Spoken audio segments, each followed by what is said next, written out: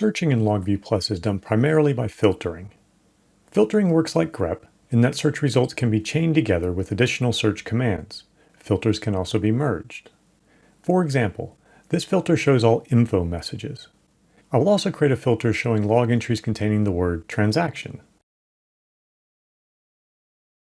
I can drag and drop to create a view which shows both info or transaction search results.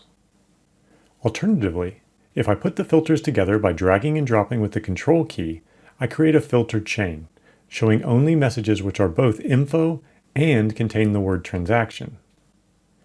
All LogViewPlus filters can be configured as Exclude rather than the default Include. Here I'm showing all log entries which are not an info message. Remember that filters are basically just search results. If you want to see the log entry in context, you can double-click to find it in the main log file.